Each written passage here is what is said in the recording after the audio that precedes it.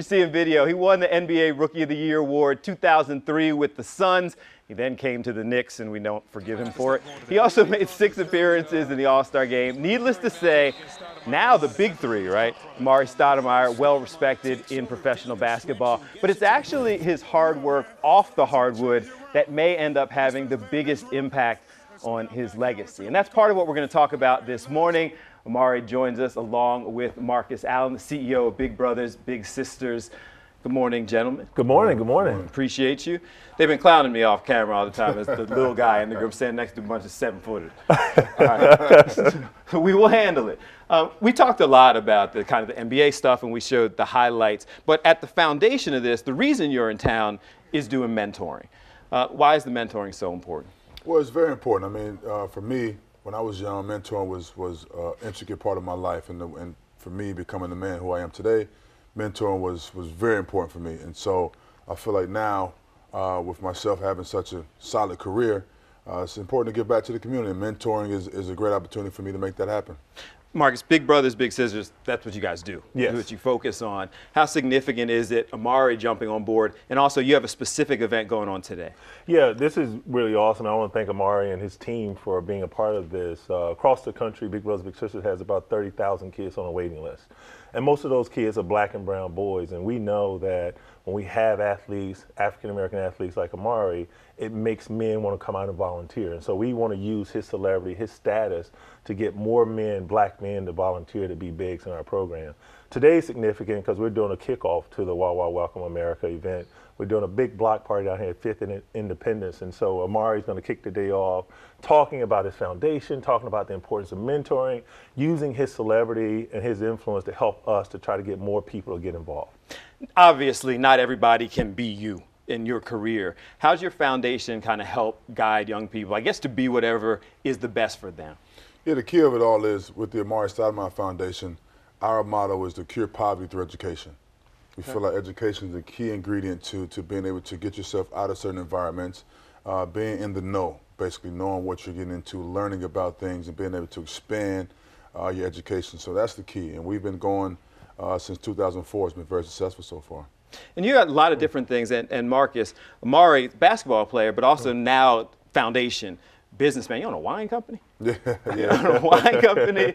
How significant is it for young people to see? You may not be able to be professional basketball player, right, but you can be businessman. You can give back to your community. I think it is probably the most important example, right? And I think it's having professional athletes in kids' lives helps them to pause, right? And then when they pause, the professional athlete can talk about who they really are. And I love how Amar'e doesn't really talk about his basketball prowess. He talks about his work as a business person. He talks about his work in the community.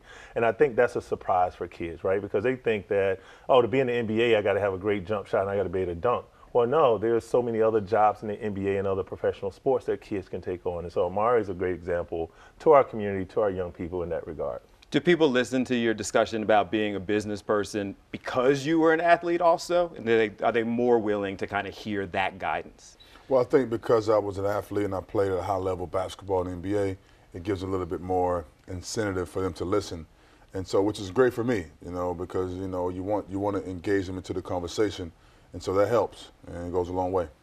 When we sat down and everyone was clowning me about being the little guy, the big three's in town, you guys will be playing and participating, big three doing big things. But we started talking Sixers. Yeah. We started talking free agent. Obviously, you played, you're an athlete, and you care. Yeah. We were talking free agency. I got to get your insight in this. Because you signed one of the first big kind of, I'm not going to count your money, but you signed one of those first contracts and came to New York through free agency. Sure. A lot of people, we hear this discussion as it relates to Jimmy Butler, finding comfort level versus finding money. If it's you, the Sixers can offer $50 million more. What's your take on all this? Well, I think if you're in a situation where, like the 76ers has a great organization, had a phenomenal year this year with a great group of guys around you, and you can make extra money, I think it's the best scenario to stay put. Because you want to still evolve as a player. You want to make sure you make your money for your family, future situation. So if I was him, I would basically stay put. But you want to definitely see what else is out there. You want to see what the opportunities are. But at the end of the day, if you're able to make more money and you still can keep your same particular team with you, I'll stay put. Okay, so it's not nonsense when people say it's about more than just the money. The money matters, but fit is also important. Oh, yeah, the money matters for sure, but you also want to be in a situation where you can succeed as a player. You want to make sure that you expand your game, you can grow, and potentially win a championship. And I think here in Philly, with the guys they have here, they are on the rise. You know, they have potential to eventually win a championship one day. Do you want to say, where's his camera? Do you want to look in that camera and say what you said to Jimmy Butler again? If it was you, you would do what? Hey, but it's his decision. You But that's know? not what you said. You said if it was you, you would do what? Yeah, I mean, if I was him, I'll stay put. I'll stay put. Right. I almost wish the segment was over.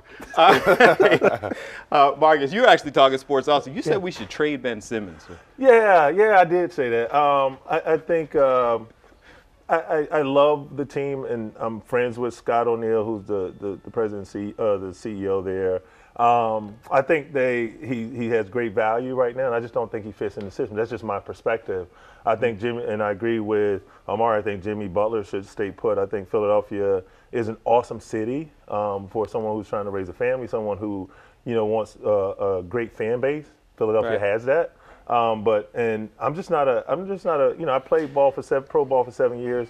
I've just never seen a guy get to that level. What'd you bring him for, man? It's like I I'm just said, saying, that's my perspective. We should have ended the segment when you said Jimmy Butler should stay. We are going to leave it there, but tell the guys again how they can come out, participate in today's event, and participating with the mentor. So this is the start of Wawa Welcome America. All the events this week are free, which I love, right? Particularly for our community.